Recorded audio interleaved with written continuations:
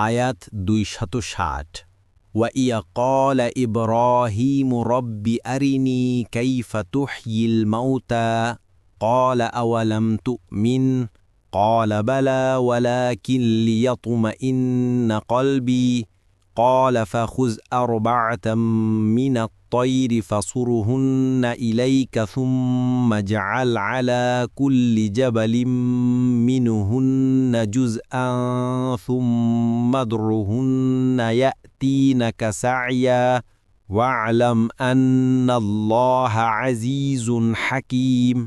অনুবাদ।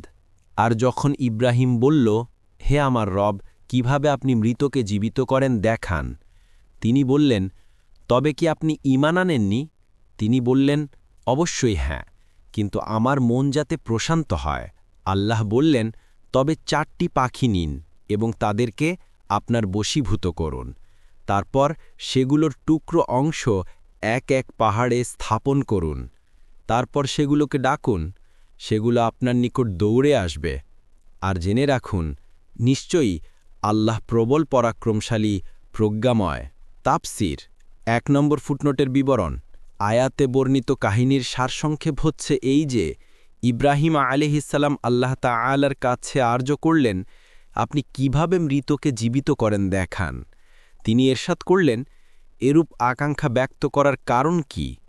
আমার সর্বময় ক্ষমতার প্রতি কি আপনার আস্থা নেই?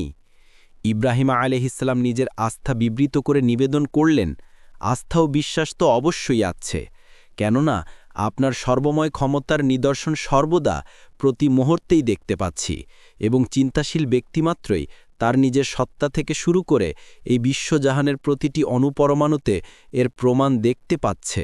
কিন্তু মানব প্রকৃতির সাধারণ প্রবণতা হচ্ছে যে অন্তরের বিশ্বাস যতই দৃঢ় হোক, চোখে না দেখা পর্যন্ত অন্তরে পূর্ণ প্রশান্তি আসতে চায় না।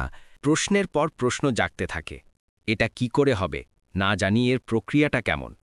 মনের মাঝে এই ধরনের প্রশ্ন উদয় হওয়ার ফলে পূর্ণ প্রশান্তি লাভ হতে চায় না, নানা প্রতিক্রিয়া সৃষ্টি করে।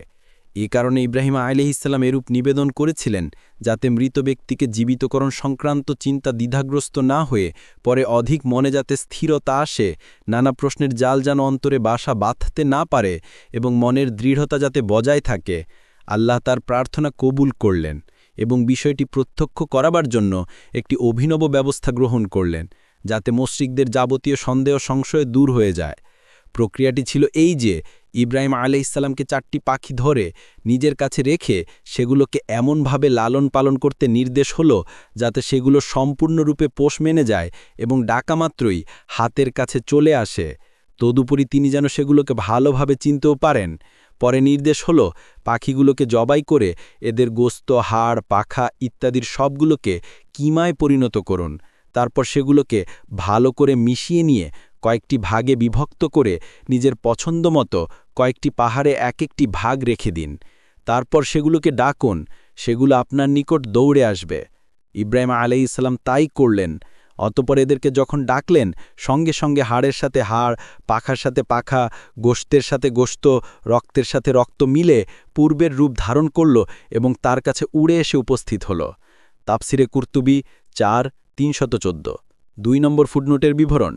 পরাক্রমশালী হওয়ার মধ্যে সর্বশক্তিমানতা বিধৃত হয়েছে, আর প্রজ্ঞাময় বলে ইঙ্গিত করা হয়েছে যে কোনো বিশেষ হেকমতের কারণেই প্রত্যেককে মৃত্যুর পর পুনর্জীবন প্রত্যক্ষ করানো হয় না, নয়তোবা প্রত্যেককে এটা প্রত্যক্ষ করানো আল্লাহ তাআলার পক্ষে মোটেই কঠিন নয়। সুতরাং প্রত্যক্ষ না করানোর মধ্যে ঈমান বিল গাইব বা গাইবের উপর ঈমান স্থাপন করার বৈশিষ্ট্য অক্ষুণ্ণ থাকে।